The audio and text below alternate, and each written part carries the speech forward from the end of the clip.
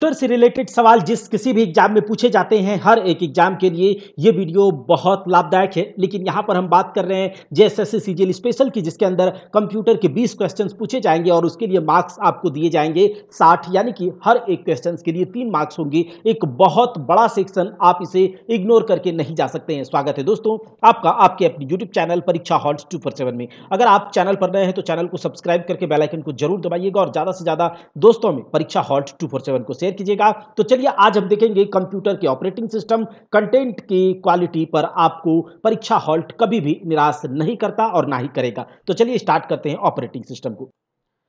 अब इससे पहले हमने देखा कंप्यूटर सॉफ्टवेयर। क्या देखा है? कंप्यूटर सॉफ्टवेयर को देखा है। अब कंप्यूटर सॉफ्टवेयर को जब हमने पढ़ा था तो यह देखा था कि कंप्यूटर सॉफ्टवेयर दो तरह के होते हैं। एक होता है सिस्टम सॉफ्टवेयर और एक होता है एप्लीकेशन सॉफ्टवेयर। इसको हमने डिटेल में पढ़ा है। अगर आपने उस वीडियो को नहीं देखा है तो जाकर के देखिए, पूरा क्रिस्टल क्लियर सारे के सारे कॉन्सेप्ट आपके दिमाग में छप जाएंगे। दोस्तों यहां पर हम बात करेंगे सिस्टम सॉफ्टवेयर के अंदर हमने पढ़ा था एक ऑपरेटिंग सिस्टम। क्या पढ़ा था? Operating system. देखिए जैसा नाम वैसा काम, जैसा नाम वैसा काम। हमारा जो डेली लाइफ होता है, जो कि आप जो फिजिकल लाइफ, जब हमारा जो डेली लाइफ है, इसमें जिस किसी का नाम जो होता है, जरूरी नहीं कि वो अपने नाम के अनुसार काम करेगा। जैसे कि अगर किसी का नाम राम है तो ऐसा नहीं कि उसका राम के अकॉर्डिंग उसका कैरेक्टर होगा, वो रावण के जैसा भी काम कर सकता है। लेकिन अगर यहां पर बात करते हैं साइंस एंड टेक्नोलॉजी में, पढ़ाई से रिलेटेड कोई भी शब्द जो नाम लेके आता है उसका काम वही होता है। यहां पर बात कर रहा है ऑपरेटिंग सिस्टम,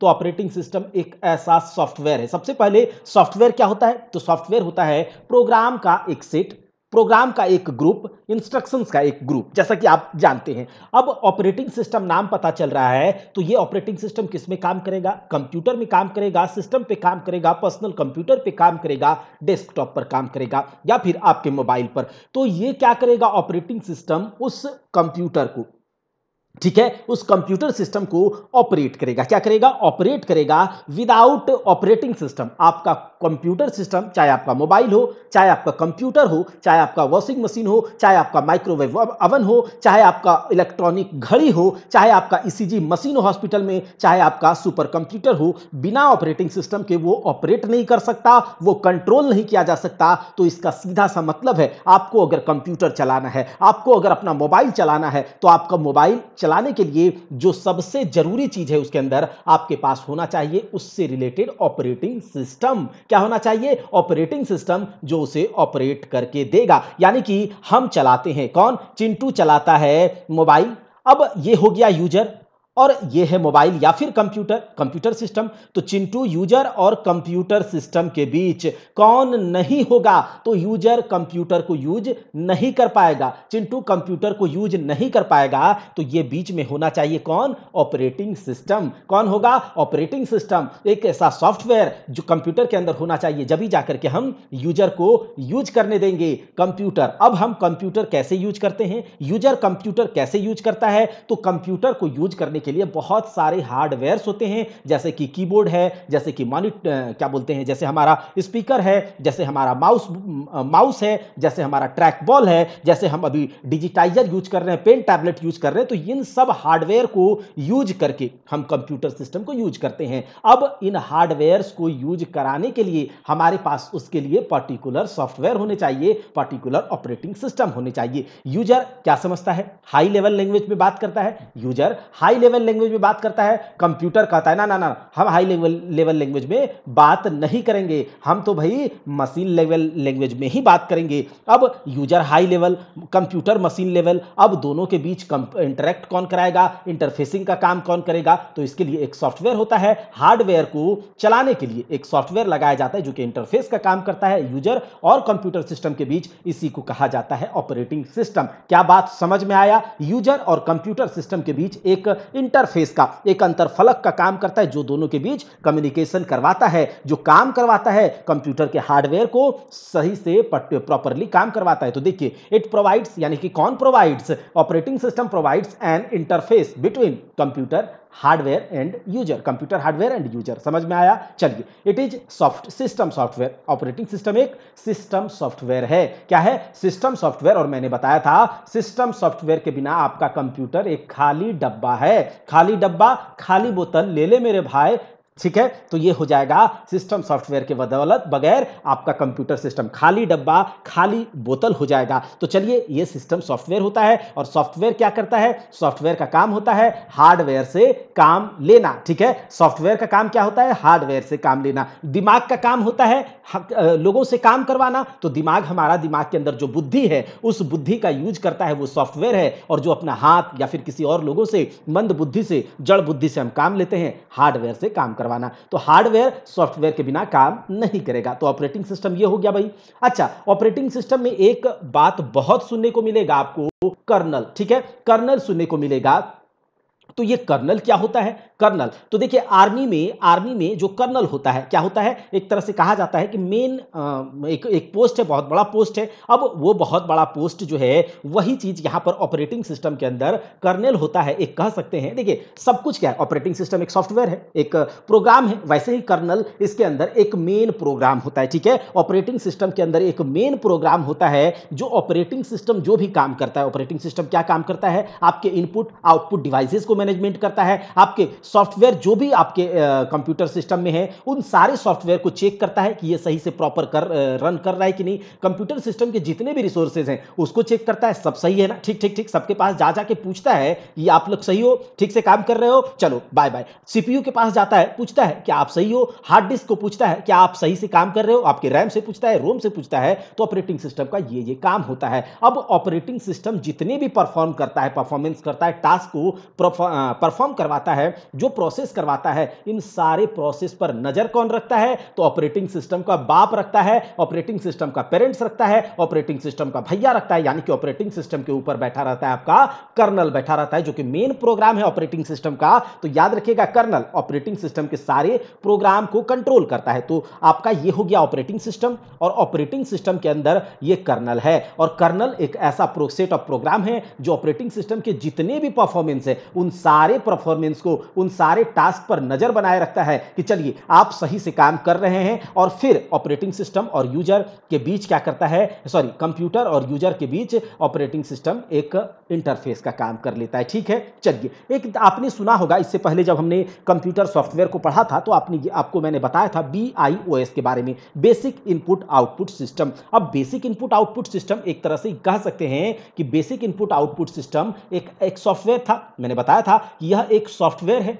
अब जैसे ही ये कह सकते हैं आप, ये घर का मालिक है, बायोस भैया, क्या? बायोस भैया। ठीक है, याद रखिएगा, जैसे आप थानोस देखते हैं ना, थानोस सबको जानते होंगे थानोस के बारे में। तो जैसे थानोस है, वैसे ही बायोस भैया है कंप्यूटर की दुनिया में। अब बायोस भैया क्या होता है कंप्यूटर में, घर में? ये क्या है? सबसे बड़ा है, सबका मालिक है, कंप्यूटर सिस्टम का मालिक है। अब घर में कोई उठे ना उठे, घर में कोई उठे ना उठे, जैसे ही दिन होता है, जैसे ही दिन होता है, कौन उठ जाता है? घर का मालिक उठ जाना चाहिए। अब नहीं उठता है तो क्या करेंगे? अब मालिक नहीं उठेगा तो घर का और लोग भी नहीं उठेगा, ये बात सही है। लेकिन अगर घर का मालिक सवेरे 4 बजे उठ जाता है, सबसे पहले उठ जाता है, तो घर का मालिक क्या करता है? हर एक कमरे में जाता है। ठीक है, हर एक कमरे में जाता है, घर का मालिक जो है हर एक कमरे में जाता है। ठीक है, घूमना शुरू कर देता है, अरे चिंटू उठा कि नहीं, चलो उठ जा, उठ गया। ये गया, देख लिया कि हाँ चिंटू का तबियत ठीक ठाक है, नहीं उठा है, उठा देगा उसको। ठीक है, फिर जाएगा किसके? मिंटू के पास, फिर चिंकी के पास जाएगा, फिर इसके पास, फिर रिंकिया के पास जाएगा, और रिंकिया के पापा सबको उठाना शुरू कर देगा। तो ये पहले जाकर के चेक करेगा सबको। ठीक है, दरवाजा खटखटाएगा, बोलेगा क्या आप लोग सही हो? अगर सही हो तो उठो, अपने अपने काम में लग जाओ। तो बायोस भैया का यही काम होता है। कंप्यूटर जैसे ही स्टार्ट करेंगे तो सबसे पहले कौन उठ जाता है? बायोस भैया उठ जाता है, बेसिक इनपुट आउटपुट सिस्टम। और कंप्यूटर के जितने भी हार्डवेयर हैं, कंप्यूटर के जितने भी रिसोर्सेज हैं, जितने भी इंस्ट्रूमेंट हैं, जितने भी उसके प्रोग्राम्स हैं, सबको जाकर के ये एक एक करके उसको जगाता है, उसको चेक करता है। स्टार्ट करने में, स्टार्ट कीजिएगा, बायोस सिस्टम ऑन हो जाता है। और इसके अंदर एक मैंने आपको बताया था कि सीपीयू में एक सीमॉस होता है, उसमें बायोस का प्रोग्रामिंग होता है, सब कुछ मैंने बताया था। तो यहां से ये सके कंप्यूटर का जब बूटिंग होता है, स्टार्ट करते हैं, तो बायोस सबके पास जाता है, सबको चेक करता है, सारे प्रोग्राम को लोड करवाता है, कंप्यूटर सिस्टम ऑन करता है। प्रोग्राम लोड हुआ, कर्नल जगेगा, और कर्नल जग करके ये ऑपरेटिंग सिस्टम के सारे परफॉर्मेंस को चेक करना शुरू कर देता है। तो ये हुआ ऑपरेटिंग सिस्टम, समझ गए होंगे आप। ठीक है, उसके बाद ये ड्राइवर है तो जानते ही होंगे। एक मैंने आपको बताया था CUI और एक बताया था GUI। क्या बताया था? CUI और GUI। CUI का मतलब कैरेक्टर यूजर इंटरफेस, जैसा नाम वैसा काम। कैरेक्टर का मतलब टेक्स्ट। कैरेक्टर का मतलब टेक्स्ट या फिर जो डिजिट्स वगैरह यूज करते हैं क्या है, कैरेक्टर्स है। अब कैरेक्टर यूजर इंटरफेस, तो यूजर हो गया, ठीक है, और एक बीच में इंटरफेस और ये आपका कंप्यूटर। अब यूजर अगर केवल कैरेक्टर के थ्रू कंप्यूटर से कनेक्ट हो पाए, यूजर अगर केवल कैरेक्टर के थ्रू, टेक्स्ट के थ्रू कंप्यूटर से कम्युनिकेट कर पाए, तो वैसा ऑपरेटिंग सिस्टम कहलाता है CUI ऑपरेटिंग सिस्टम। बहुत बोरिंग ऑपरेटिंग सिस्टम। कैसा? बहुत बोरिंग ऑपरेटिंग सिस्टम। दिमाग हो जाएगा खराब और आम लोग इसको यूज नहीं कर सकेगा। और धीरे धीरे क्या हुआ, CUI मार्केट से जाने लगा। आ गया कौन? GUI। कौन आया? GUI। सी के बाद कौन आएगा भाई? सी के बाद तो ABCD नहीं आएगा, सी के बाद G आएगा, आगे वाला टर्म आएगा। तो चलिए, CUI के बाद आता है GUI, और ये थोड़ा सा मतलब मस्त करने वाला ऑपरेटिंग सिस्टम है। बच्चे के हाथ में आज जो आप मोबाइल, जो आप कंप्यूटर, जो भी डिवाइसेस देखते हैं, आईपॉड देखते हैं, गेम खेल रहा है। कैसे खेल रहा है? बच्चा तक को और बूढ़ा तक को, अनपढ़ से लेकर के गंवार तक, अनपढ़ से लेकर पढ़ा लिखा तक, अनपढ़ से लेकर प्रोग्राम जो जानता है, जो सॉफ्टवेयर जानता है बनाने, उन लोग तक आजकल मोबाइल यूज कर रहा है, कंप्यूटर यूज कर रहा है। तो कैसे यूज कर पा रहा है? तो यही GUI के कारण यह संभव हो पाया। Graphical user interface. क्या? Graphical user interface. अब जैसा नाम वैसा काम। क्या बताया मैंने? जैसा नाम वैसा काम। साइंस एंड टेक्नोलॉजी की दुनिया में जो आपको नाम दिया गया उसके अकॉर्डिंग काम करना होगा। अब क्या है? ग्राफिकल यूजर मतलब कि यूजर होगा और एक कंप्यूटर सिस्टम होगा, और उसके बीच जो इंटरफेस मतलब ऑपरेटिंग सिस्टम, एक ऐसा ऑपरेटिंग सिस्टम जो ग्राफिकली यूजर को कनेक्ट करने में मदद करेगा कंप्यूटर से। ग्राफिकली मतलब चित्र के द्वारा, पिक्चर के द्वारा। किसके द्वारा?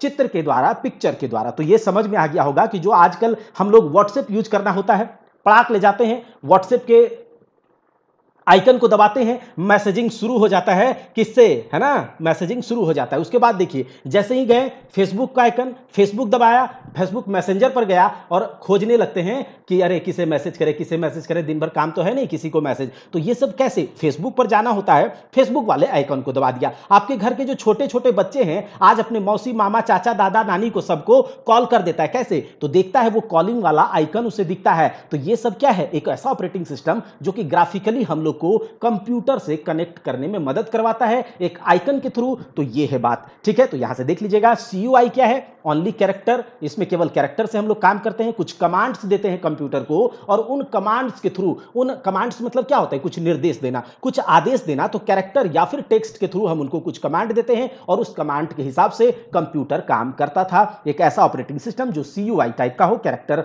यूजर इंटरफेस वाला। तो ये टेक्स्ट फॉर्मेट में जाता था, जैसे कि MS-DOS पर आपने कभी काम किया होगा, Microsoft disk operating system. Microsoft disk operating system आपने काम किया होगा। अभी भी कभी कंप्यूटर के विंडोज में जाइए और उसके बाद सर्च में जाकर के CMD टाइप कीजिए, उसके बाद कमांड आप दे सकते हैं। तो ये कमांड हम लोग को नहीं जानना है, बस ये जानना है कि हाँ कौन कौन से कमांड, ये जरूरी नहीं है, ये है कि कमांड दे करके हम उस पर काम करते हैं। जैसे कि लाइनक्स ऑपरेटिंग सिस्टम है, ठीक है, या फिर ये सब जो टाइप का ऑपरेटिंग सिस्टम होता था वो CUI पर काम करता, ठीक है। उसके बाद देखिए इसमें कोई बहुत कम इंटरेक्शन है लोगों का, ठीक है। अब यहां पर देखिए GUI, देखिए सबसे पहले ग्राफिकल यूजर इंटरफेस मार्केट में लाने वाला कंपनी माइक्रोसॉफ्ट। कौन? माइक्रोसॉफ्ट। अच्छा, ये पिक्टोरियल आइकन्स के रूप में ये ऑपरेटिंग सिस्टम हमें देखता है, जिससे हम काम कर सकते हैं, ज्यादा इंटरेक्शन। जैसे कि ये देखिए व्हाट्सएप का आइकन दिखा आपको, ग्राफिकली दिखा, पिक्टोरियली दिखा, आप गए टच किए, मैसेजिंग शुरू। फेसबुक पर गए, फेसबुक पर आजकल शॉर्ट्स वगैरह है, तो इससे थोड़ा सा बचिए, अवॉइड कीजिए। ये कॉलिंग वाला है, कॉलिंग थोड़ा काजू जैसा बन गया है लेकिन है वही, ठीक है। चलिए, ये तो आप लोग समझ गए होंगे।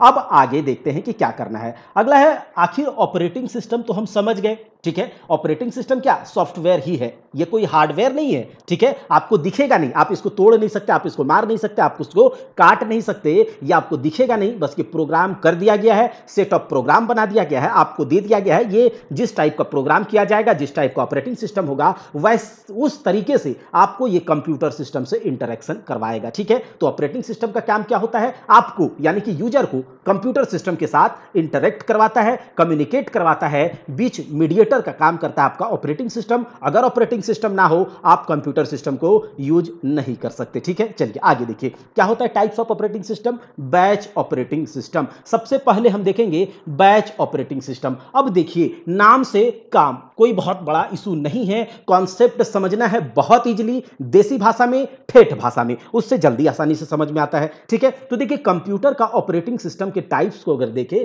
तो सबसे पहले आता है बैच ऑपरेटिंग सिस्टम। कैसा operating system? Batch operating system. अब बैच का मतलब क्या होता है? अब आप दिमाग लगाइए, थोड़ा सा खजवाइए थोड़ा माथा में। अब देखिए क्या होता है बैच ऑपरेटिंग सिस्टम। तो यहां पर क्या होता है, जैसे कि अभी आप कोई कोचिंग चले जाइए, ठीक है, आप कोचिंग जाइए जहां पर कि एसएससी की तैयारी कराई जाती है, बैंकिंग की तैयारी कराई जाती है, रेलवेज की तैयारी कराई जाती है, सीटेट की तैयारी कराई जाती है। ठीक है, तो ये सब का तैयारी बहुत सारे। तो इसमें क्या होता है, 10 लड़का गया इसमें, ठीक है, अब 10 चिंटू, राम, रहीम सब पहुंचा यहां पर। ठीक है, तो ये 10 लड़का जो गया इस कोचिंग इंस्टीट्यूट के पास, ठीक है, अब ये क्या करेगा, पूछेगा कि आपके यहाँ एसएससी का कोचिंग चलता है क्या मास्टर साहब?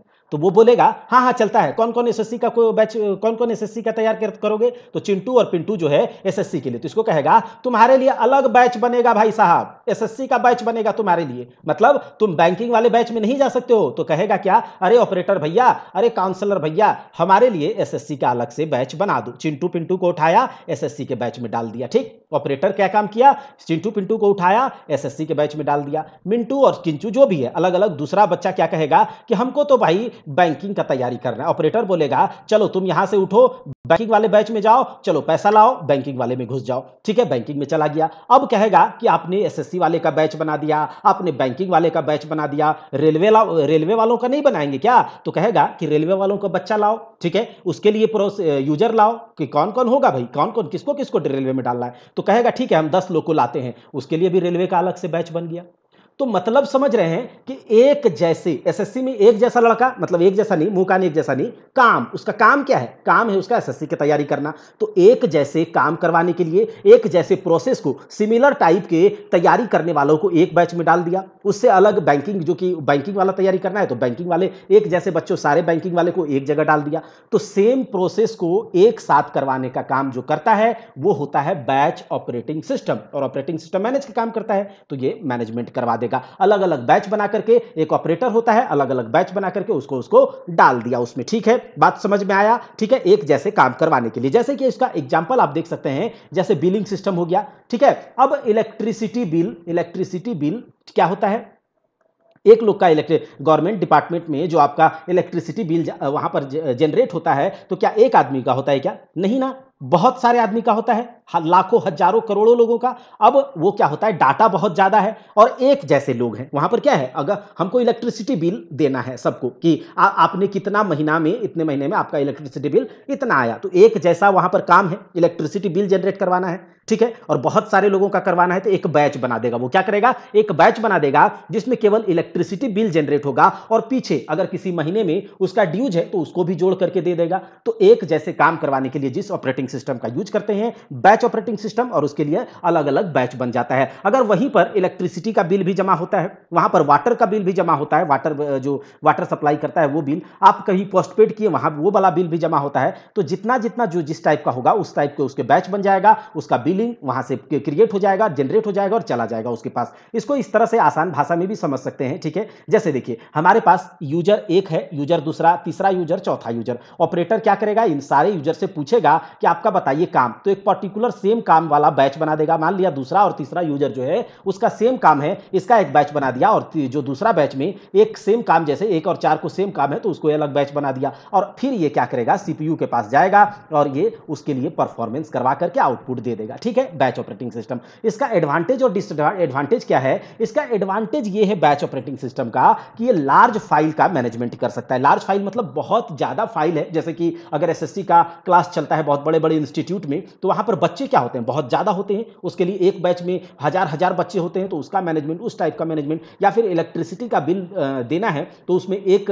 डिपार्टमेंट में इलेक्ट्रिसिटी का जो जोन होता है वहां से बहुत सारे कंज्यूमर्स कनेक्टेड होते हैं, उसके लिए बिल जनरेट करवाना, एक बैच बना करके, तो वहां लार्ज फाइल होता है, लार्ज डेटा होता है, उसको मैनेज करना होता है, तो बैच ऑपरेटिंग सिस्टम। अच्छा, डिसएडवांटेज क्या है इसका? डिसएडवांटेज इसका यह है कि एक बार बैच बन गया, एक बार बैच बन गया, इसका मतलब कि एक बार कमांड मिल गया कि इलेक्ट्रिसिटी बिल जनरेट करना है इस आदमी का इतना रुपया पिछले 10 महीने का। एक बार कमांड मिला, उसके बाद फिर यूजर और कंप्यूटर के बीच का इंटरेक्शन खत्म हो जाता है। अब एक बार कमांड दे दिए, अब क्या करेगा कंप्यूटर सिस्टम अपना काम शुरू कर देगा, फिर आप बीच में इंटरफेयर नहीं कर सकते। एक बार आपने एसएससी की पैसा दे दिया, एसएससी के लिए आपका बैच बन गया, आप कहेंगे कि सर हमको बैंकिंग वाले में जोड़ दीजिए, तो आपको कहेगा ना हो गया काम तुम्हारा, चलो यहां से निकलो, चलो जल्दी बैंकिंग में जाना है तो बैंकिंग के लिए अलग से तुम्हारा बैच बनेगा, उसके लिए अलग से पैसा मिलेगा। तो ये डिसएडवांटेज है बैच ऑपरेटिंग सिस्टम का। समझ में आया? चलिए आगे है टाइम शेयरिंग ऑपरेटिंग सिस्टम। देखिए सबको ऑपरेटिंग सिस्टम तो क्या है, सॉफ्टवेयर है। अब अलग अलग काम, अलग अलग नाम, ठीक है। चलिए तो यहां से टाइम शेयरिंग ऑपरेटिंग सिस्टम। अब देखिए क्या होता है, एक सीपीयू है, सीपीयू, और सीपीयू क्या करता है, प्रोसेस करवाता है, वर्क को, टास्क को परफॉर्म करवाता है। अलग अलग जो जितने भी काम होते हैं हमारे कंप्यूटर में, हम एक साथ कितने काम कर लेते हैं, बहुत काम कर लेते हैं। कभी गाना सुन लेते हैं, कभी पीपीटी बना लेते हैं, वहीं पर पीपीटी बना रहे हैं, वर्ड पर काम कर रहे हैं, पैड पर लिख रहे हैं, ठीक है, एक ही टाइम पर ब्राउजिंग कर रहे हैं, तो एक ही बहुत सारे टैब को खोल करके, तो प्रोसेस सीपीयू क्या करता है, बहुत सारे काम को करवाता है। तो सीपीयू जो काम करवाता है, ठीक है, तो टाइम शेयरिंग ऑपरेटिंग सिस्टम में क्या होता है, सीपीयू हर एक काम को, हर एक प्रोसेस को टाइम दे देता है, ठीक है, टाइम शेयर कर देता है कि तुमको इतना टाइम, तुमको इतना टाइम, तुमको इतना टाइम, और सेम टाइम सेम शेयर कर देता है, ठीक है, सबको सेम टाइम शेयर कर देता है। और उसके बाद वो क्या करता है, सेम टाइम प्रोवाइड करवा करके सीपीयू उसको प्रोसेस करवाता है, ठीक है, उसको प्रोसेस करवाएगा और वो काम करेगा। मान लिया कि हमारे पास 4 प्रोसेस है, ठीक है, अलग अलग 4 प्रोसेस है, और चारों प्रोसेस को सीपीयू के पास ऑपरेटिंग सिस्टम कौन सा है, टाइम शेयरिंग वाला। तो ये सीपीयू क्या करेगा, इस सारे प्रोसेस को 5-5 सेकंड का टाइम शेयर कर दिया, ठीक है, 5-5 सेकंड का। अब ये क्या करेगा, 5 सेकंड में या तो ये हो जाएगा या उससे पहले हो जाएगा। मान लिया कि 5 सेकंड इसको प्रोवाइड कराया गया है टाइम, और ये 3 सेकंड में ही इस टाइम काम को कर लिया, इसका काम 3 सेकंड में ही कंप्लीट हो गया। तो ये जो 2 सेकंड बचेगा, ये 2 सेकंड क्या करेगा, ये प्रोसेस 2 को, प्रोसेस 3 को, प्रोसेस 4 में क्या करेगा, बांट देगा समान रूप से। तो ये इसका एक एडवांटेज है, ठीक है, टाइम शेयरिंग का। समझ में आया? तो ये हम लोग यहां से कह सकते हैं कि ये इसका क्या हो गया, एडवांटेज ये है कि अगर जो टाइम शेयर किया जाता है, टाइम प्रोवाइड किया जाता है, उसके बाद जो बच जाता है किसी परफॉर्मेंस का, किसी प्रोसेस का टाइम, तो ये और जो प्रोसेस होते हैं उसमें टाइम को बांट देता है, उसमें शेयर कर देता है, उसको डिस्ट्रीब्यूट कर देता है इक्वली, समान रूप से, ठीक। और इसका डिसएडवांटेज ये होता है टाइम शेयरिंग ऑपरेटिंग सिस्टम का कि कभी कभी क्या होता है, इसके बीच प्रोसेस 2 और सीपीयू के बीच का कुछ कम्युनिकेशन के कारण कुछ डिस्ट्रैक्शन आ जाता है और उसमें ये टाइम को मैनेज नहीं कर पाता, तो ये बहुत कम होता है, ऐसा नहीं होता। तो ये देख लीजिए टाइम शेयरिंग ऑपरेटिंग सिस्टम। अगला है रियल टाइम ऑपरेटिंग सिस्टम। अगला कैसा है, real time operating system, RTOS। क्या, रियल टाइम ऑपरेटिंग सिस्टम। अब ये रियल टाइम ऑपरेटिंग सिस्टम जो है ना भाई, ये रियल टाइम मतलब एकदम पक्का टाइम का, एकदम एग्जैक्ट टाइम, इसको बोल सकते हैं रियल टाइम मतलब एग्जैक्ट टाइम, ठीक है, मतलब टाइम का पक्का है, एकदम टाइम का। और एक बात बताइए, जो टाइम का पंक्चुअल होता है, जो टाइम का पाबंद होता है, जो समय के महत्व को समझता है, एक सेकंड भी बर्बाद नहीं करता है, तो क्या हम उसे हाईली डिसिप्लिन्ड नहीं कह सकते हैं? हाईली डिसिप्लिन्ड बच्चा है ये, क्या हाईली डिसिप्लिन्ड बच्चा है। और जो हाईली डिसिप्लिन्ड बच्चा होगा वो आज्ञाकारी भी होगा, ये बात तय है, ठीक है। हाईली डिसिप्लिन्ड होगा तो अपने बड़ों बुजुर्ग का वो आज्ञाकारी भी होगा, ठीक है। आज्ञाकारी ऐसा होगा कि उसका रेस्पॉन्स टाइम भी ज्यादा होगा औरों से। मान लिया कि घर में 2 भाई हैं और एक भाई जो एकदम हाईली डिसिप्लिन्ड है, आज्ञाकारी है, और एक भाई है जो एकदम बेकार है, एकदम पूरी तरह से अनडिसिप्लिन्ड है, ठीक है। अब दादा, चाचा, नाना, भैया कुछ कहेगा अनडिसिप्लिन्ड बच्चे को, तो बताइए रेस्पॉन्स टाइम किसका ज्यादा होगा उस काम को लेकर के? तो डिसिप्लिन्ड बच्चे का रेस्पॉन्स टाइम ज्यादा होगा, और ये टाइम का पाबंद भी है, ठीक है। तो रियल टाइम ऑपरेटिंग सिस्टम एक ऐसा ऑपरेटिंग सिस्टम जो कि एग्जैक्ट टाइम पर काम करता है, जितना टाइम उसको दिया जाता है उतना टाइम पर वो काम करके दे देता है। आज्ञाकारी होने का मतलब यह है कि जो यूजर, जो प्रोग्रामर, जो प्रोग्राम करके उसमें जो इंस्ट्रक्शन दे के उसको सेट करता है, वो उसी इंस्ट्रक्शन पर काम करता है, उसी टाइम पर काम करता है, उतने ही देर में उस काम को परफॉर्म करवा देता है। तो टाइम का पाबंद है। इसका रेस्पॉन्स टाइम जो होता है एकदम बिल्कुल फास्ट होता है। क्या, रियल टाइम ऑपरेटिंग सिस्टम का रेस्पॉन्स टाइम बिल्कुल फास्ट होता है। और इस टाइप का ऑपरेटिंग सिस्टम का हम यूज कहां करते हैं, जैसे कि रोबोटिक्स वगैरह में, साइंटिफिक रिसर्च वगैरह में, ठीक है, उसमें टाइम का बहुत ज्यादा मायने होता है, एक एक सेकेंड का मायने रखा जाता है। जैसे कि इसरो, अगर इसरो किसी मिसाइल पर वर्क कर रहा है, ठीक है, तो वहां पर 1 सेकंड भी इधर उधर हुआ तो बहुत क्षति भी हो सकती है, जान माल दोनों की। तो यहां पर इस टाइप के रिसर्च परफॉर्मेंस में, रिसर्च वर्क में हमें रियल टाइम ऑपरेटिंग सिस्टम का काम होता है, ठीक है, मिसाइल्स वगैरह में। या फिर आप देखते होंगे लिफ्ट के पास जाते हैं, लिफ्ट का दरवाजा ओपन, लिफ्ट बंद, उसका जो टाइम है, सामने गए लिफ्ट खुल गया, अंदर गए लिफ्ट बंद हो गया। तो टाइम क्या किया गया है, उसको बता दिया गया, एकदम डिसिप्लिन है। जैसे उसके पास गए, खुल गया, बंद हो गया, लेके चला गया, तो डिसिप्लिन है, आज्ञाकारी है, उसको जैसा बोला गया वो एकदम पक्का वो काम करेगा, टाइम का पाबंद मतलब जो टाइम उसको कह दिया गया उस पर काम करेगा। तो ये सब काम है। हॉस्पिटल्स वगैरह में जो इंस्ट्रूमेंट्स यूज होते हैं उसमें भी रियल टाइम ऑपरेटिंग सिस्टम का यूज किया जाता है, क्योंकि उसमें देखिए ईसीजी है या फिर आप देखते होंगे इस तरह से जो ये मशीन देखते होंगे, तो इसमें अगर थोड़ा भी दिक्कत हुआ, थोड़ा भी टाइम इधर उधर हुआ तो वहां बहुत गड़बड़ हो सकता है, बहुत दिक्कत हो सकता है, क्योंकि वहां आदमी का जान भी जा सकता है। इसीलिए उस टाइप का लिफ्ट है, आपका एक्सीलरेटर है, मिसाइल्स वगैरह, तो रियल टाइम ऑपरेटिंग सिस्टम। ठीक है, रियल टाइम ऑपरेटिंग सिस्टम दो तरीके से होता है, याद रख लीजिएगा, hard real time operating system और soft real time operating system. Hard real time operating system ये होता है कि एक बार उसको एक टाइम दे दिए तो फिर वो अपने बाप की भी नहीं सुनेगा, एक बार जो कमिटमेंट कर लिया अपने आप की नहीं, अपने बाप की भी नहीं सुनेगा, यानी कि जो उसको कहा जा रहा है दूसरा बार उसको चेंज करने का कोशिश करेगा तो वो सुनेगा नहीं, वो उस काम को करके ही छोड़ेगा।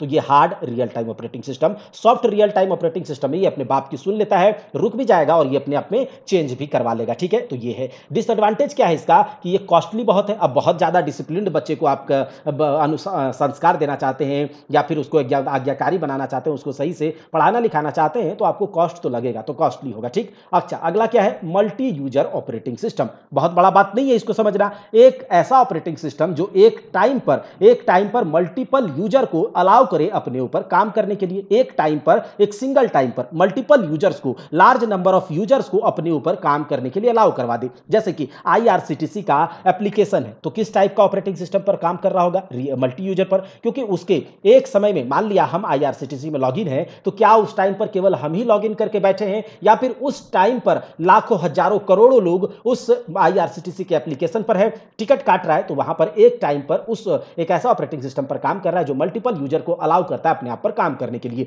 एयर टिकट है, कहीं कटाना है तो इस टाइप में, या फिर कोई वैकेंसी आती है तो वैकेंसी आती है तो उस पोर्टल पर जाकर के एक टाइम पर लाखों स्टूडेंट फॉर्म भरता है, तो वहां पर एक टाइम पर मल्टीपल यूजर काम कर सकता है। ऑनलाइन आप शॉपिंग करते हैं, आप चाहे फ्लिपकार्ट को यूज करें, मिंत्रा को यूज करें, नाइका को यूज करें, तो उसमें हॉप स्कॉच है, तो इन सब में क्या होता है, एक टाइम पर लाखों लोग यूजर लॉगिन करके बैठे रहते हैं और काम करते हैं, तो ये ऑपरेटिंग सिस्टम मल्टी यूजर। अब देखिए एम्बेडेड ऑपरेटिंग सिस्टम। एम्बेडेड का मतलब कि घुसेड़ा हुआ, पहले से अंदर पहले से है, ठीक है, पहले से इनबिल्ट है, अंतर्निहित है, तो वो होता है ऑपरेटिंग सिस्टम एम्बेडेड। मतलब कि कोई सामान आप खरीदने गए, अब उस सामान जो आप खरीदने गए, जो डिवाइस, जो मशीन खरीदने के लिए आप गए हैं, तो जो मैन्युफैक्चरर उसको बना करके दिया है, वो मैन्युफैक्चरर क्या करेगा, उसके अंदर रोम में, उसके रोम मतलब क्या, रोम में मैंने बताया था ना, मैं भूलेगा नहीं साला। रोम में क्या होता है, रोम क्या कहता है कि मेरे रोम में ये चीज बस चुका है, अब मैं इसे भूलूंगा नहीं, आपने जो एक बार हमें बता दिया है ना, अब मैं उसे भूलूंगा नहीं। तो मैन्युफैक्चरर उसके रोम में पहले से कुछ प्रोग्राम को, कुछ सॉफ्टवेयर को, कुछ ऑपरेटिंग सिस्टम, जो सॉफ्टवेयर ही तो होता है, कुछ प्रोग्राम को क्या करता है, सेट करके दे देता है, तो वो कहलाता है embedded operating system. Like microwave oven होता है, वॉशिंग मशीन है, इलेक्ट्रिक वॉच है। मान लिया कि आपके वॉशिंग मशीन में उसके जो एम्बेडेड ऑपरेटर, उसके रोम में क्या किया जाता है, कुछ इंस्ट्रक्शन, कुछ प्रोग्राम फिट कर दिए जाते हैं, और आप वॉशिंग मशीन को, जब डिजिटल वॉशिंग मशीन आप यूज करते हैं, तो जैसे ही क्लिक कीजिएगा, ऑन कीजिएगा या कुछ सेट कर देते हैं टाइमिंग, तो 10 मिनट का टाइम सेट किए तो 10 मिनट तक वो चल के बंद हो जाता है। मतलब कि जो इंस्ट्रक्शन आप उसको देंगे वो याद रखेगा और वो उतने देर में काम करके बंद कर देगा। तो इस टाइप का एम्बेडेड ऑपरेटिंग सिस्टम होता है। अब आगे देखिए, अगला होता है नेटवर्क ऑपरेटिंग सिस्टम। एक ऐसा ऑपरेटिंग सिस्टम जिसके अंदर एक सर्वर होता है, मेन सर्वर होता है, जो कि जैसे हम कह सकते हैं डेटाबेस, डाटा जहां पर सारे जितना भी लार्ज नंबर ऑफ डाटा जहां पर रखा होता है वहां स्टोर रहता है, और उससे कनेक्टेड रहता है बहुत सारे कंप्यूटर नेटवर्क। क्या होते हैं, उससे बहुत सारे, उस सर्वर से, उस मेन डेटाबेस से क्या होता है, बहुत सारे कंप्यूटर्स टर्मिनल्स के थ्रू कनेक्टेड रहते हैं उस सर्वर से। तो उसमें एक सर्वर होता है नेटवर्क ऑपरेटिंग सिस्टम में, और उसके बाद वो मेनी क्लाइंट कंप्यूटर्स होते हैं जो टर्मिनल्स के थ्रू इस सर्वर कंप्यूटर का यूज करते हैं, मेन सर्वर का। और इसके द्वारा क्या होता है, इस सर्वर कंप्यूटर के थ्रू, इस सर्वर से यहां एक डेटाबेस होता है, एक डेटाबेस कह सकते हैं, इसमें जो फाइल्स, डेटा, रिसोर्सेज जो भी है, वो क्या करेगा, एक ही टाइम पर बहुत सारे यूजर्स टर्मिनल्स के थ्रू इससे क्या कर सकते हैं, एक्सेस कर सकते हैं। जब भी इसको, मान लिया कि बैंकिंग सिस्टम में किसी भी कस्टमर का डेटा, सारा का सारा डेटा एक जगह क्या होता है, डेटाबेस में, उसके सर्वर में क्या होता है, सेट रहता है, सेव रहता है, स्टोर रहता है। अब जैसे किसी एसबीआई के ब्रांच में इसको जरूरत पड़ा कि ठीक है, इस कस्टमर का हमको डेटा निकाल करके दीजिए, तो ये क्या करेगा, इसको रिक्वेस्ट करेगा सर्वर को, और वो क्या करेगा, सर्वर को रिक्वेस्ट करेगा, वहां से सारा डेटा उस कस्टमर का बैंक मैनेजर के, एसबीआई मैनेजर के पास पहुंच जाएगा। ठीक है, एसबीआई मैनेजर के पास पहुंच जाएगा, और उसके बाद और ये उस डेटा का देख के यूज कर लेगा। तो उसी तरह से वहां पर जो ऑपरेटिंग सिस्टम यूज हो रहा होगा नेटवर्क ऑपरेटिंग सिस्टम टाइप का यूज हो रहा है। तो यहां क्या होता है, फाइल्स, डेटा, रिसोर्सेज, ये क्या करेगा, इसको एक्सेस करके ले भी सकता है, ठीक है, और इससे कभी मांग भी सकता है, जब कभी जरूरत हो तो मांग भी सकता है। तो देखिए जैसे क्या होगा, ये जो सारे क्लाइंट कंप्यूटर्स हैं, इससे भी ज्यादा भी हो सकते हैं, या तो मैंने इसे समझाने के लिए दिया है, तो टर्मिनल्स के थ्रू ये कनेक्टेड है, और इसको मान लिया कि इस कंप्यूटर को कभी किसी डेटा का जरूरत है तो ये इसे रिक्वेस्ट करेगा और ये इसको दे देगा, ठीक है। और कभी ऐसा भी होता है, ये इसको रिक्वेस्ट किया, इसके पास मान लिया कि डेटा नहीं है वो, तो अगर कभी कभी ये कंप्यूटर इससे डेटा लिया है तो ये इसको रिक्वेस्ट करके इससे ले लेगा और फिर इसको दे देगा। तो इसका मतलब कि कंप्यूटर्स के बीच नेटवर्क ऑपरेटिंग सिस्टम कम्युनिकेट भी करवाता है। और नेटवर्क ऑपरेटिंग सिस्टम का काम क्या होता है, ये जो सर्वर होता है ये डेटा को स्टोर करके रखता है, बैकअप बना करके रखता है, सिक्योरिटी भी प्रोवाइड करता है और कम्युनिकेशन भी प्रोवाइड करता है सारे कंप्यूटर्स के बीच। तो ये है। अच्छा, सर्वर का मतलब क्या होता है, एकदम मेन। सर्वर क्या है, मेन है। नेटवर्क कंप्यूटर सिस्टम में, नेटवर्क ऑपरेटिंग सिस्टम में सर्वर मेन है, हेड है, इसके बिना काम नहीं चलेगा। अगर आपको सारे कंप्यूटर सिस्टम को अपग्रेड करने का जरूरत है, काम नहीं कर रहा है, तो बस आपको केवल सर्वर को अपग्रेड करना है और सारा का सारा कंप्यूटर सिस्टम उससे कनेक्टेड, सब सही से काम करने लगेगा। और इसका डिसएडवांटेज ये है कि अगर सर्वर में किसी तरह से गड़बड़ी आ गई, ये अगर क्रैश कर गया, तो इससे कनेक्टेड सारे कंप्यूटर सिस्टम भी क्रैश कर जाएंगे। ये इसकी गड़बड़ी है। तो चलिए आगे देख लेते हैं। सिंगल यूजर ऑपरेटिंग सिस्टम, बहुत बड़ा बात नहीं है। सिंगल यूजर, एक टाइम पर एक यूजर इसको यूज कर सकता है, एक टाइम पर एक यूजर इसको यूज कर सकता है। जैसे कि MS DOS बहुत दिन पहले यूज होता था। माइक्रोसॉफ्ट डिस्क ऑपरेटिंग सिस्टम 1981 में इसे बनाया गया था IBM के द्वारा, इंटरनेशनल बिजनेस मशीन के द्वारा, और इसको बिग ब्लू भी कहा जाता है IBM को, ठीक। और ये जो MS DOS बना था, ये शुरू में बना था 16 बीट ऑपरेटिंग सिस्टम। अभी आप देखते होंगे 64 bit operating system, 32 bit operating system. और कंप्यूटर का जो वर्ड लेंथ जिसे कहा जाता है, जिससे कंप्यूटर का पावर को मापा जाता है, वो बीट में मापा जाता है। 64, 32, 64, ये मैंने बताया था कि बीट में कैसे मापा जाता है।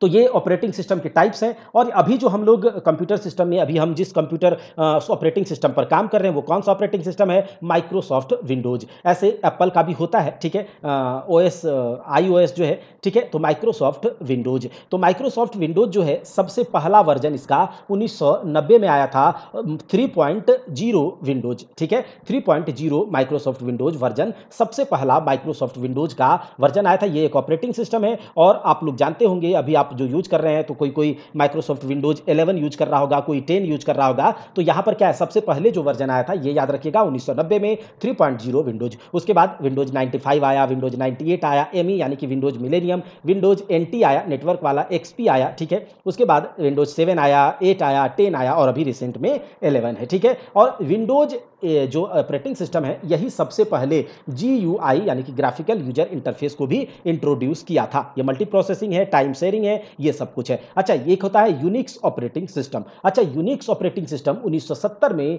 C लैंग्वेज में लिखा गया एक प्रोग्राम है, जिसको कि इन्वेंट किया गया डेनिस रिची और केन थॉम्पसन के द्वारा। याद रखिएगा, यूनिक्स ऑपरेटिंग सिस्टम को बहुत सारे कंपनीज, बहुत सारे लोगों के द्वारा मिलकर बनाया गया है, लेकिन अगर इसका सबसे ज्यादा जिसको योगदान जाता है, तो उसकी बात करेंगे डेनिस रिची और केन थॉम्पसन के। केन थॉम्पसन को 1970 में C लैंग्वेज में लिखा गया एक प्रोग्राम यूनिक्स ये है, ठीक है। और सबसे पहले मल्टी यूजर ऑपरेटिंग सिस्टम जो किसी पर्सनल कंप्यूटर में यूज किया जा सके, वो यूनिक्स ऑपरेटिंग सिस्टम ही है। और थोड़ा सा इसको यूज करना कठिन होता है, ठीक है, इसको इसीलिए आजकल ये काम में नहीं आता है। लेकिन हाँ, इसको लोग, सामान्य लोग, आम लोग यूज नहीं करते, लेकिन ये यूज होता है, मल्टीटास्किंग होता है, ठीक है। अब लास्ट में एक आया है लिनक्स ऑपरेटिंग सिस्टम। ये इन्वेंट कब किया गया, ये इन्वेंट किया गया 1992 में। किसके द्वारा, लाइनस टॉरवल्ड्स के द्वारा, लाइनस टॉरवल्ड्स के द्वारा। और ये एक ओपन सोर्स ऑपरेटिंग सिस्टम है। किस तरह का, लाइनक्स एक ओपन सोर्स ऑपरेटिंग सिस्टम है। और ओपन सोर्स ऑपरेटिंग सिस्टम होता क्या है, देखिए, ओपन सोर्स ऑपरेटिंग सिस्टम जो फ्री होता है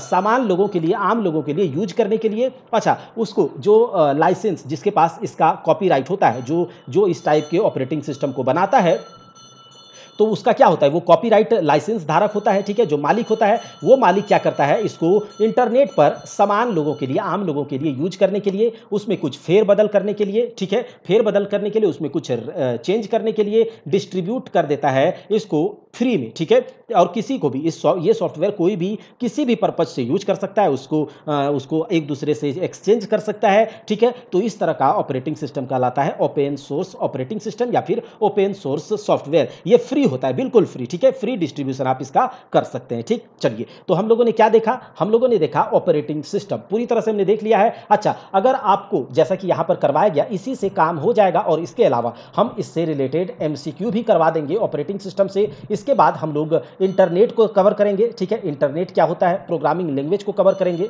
कंप्यूटर प्रोग्रामिंग लैंग्वेज को। और उसके बाद Microsoft Office, Microsoft Windows, MS Excel, MS PPT, MS Word, तो इन सबको जल्दी जल्दी कवर करेंगे, ठीक है। और जल्दी जल्दी कवर करके और इसके बाद इससे रिलेटेड एमसीक्यू भी कर लेंगे, ताकि हमसे एक भी क्वेश्चन किसी भी एग्जाम में नहीं छूटे। जैसा कि अगर जेएसएससी इंटरमीडिएट का एग्जामिनेशन में कंप्यूटर के 50 मार्क्स पूछे जाएंगे, क्या जेएसएससी इंटरमीडिएट के कंप्यूटर और हिंदी टंग से एक बहुत बड़ा सेक्शन होगा जेएसएससी में, तो इसको डिटेल से पढ़ना होगा। और अगर आपको डिटेल से कंप्यूटर को समझना है, इसमें समझ विकसित करना है, रटना कुछ भी नहीं है, समझना है देसी भाषा में, ताकि दिमाग में सीधे के सीधे छप जाए पिक्चर के माध्यम से या फिर इस तरह से समझाने के माध्यम से, तो आप कमेंट कीजिएगा, उसके लिए भी कोर्स बनाया जाएगा। ज्यादा से ज्यादा कीजिए, अभी टाइम है तो उसको बनाया जाएगा और बनाया जा भी रहा है। तो चलिए देखते हैं, अगले क्लास में इसके एमसीक्यू लाएंगे और तब तक के लिए आप इसको अच्छे से पढ़ते रहिए और हम मिलते हैं अगले क्लास में। जय हिंद।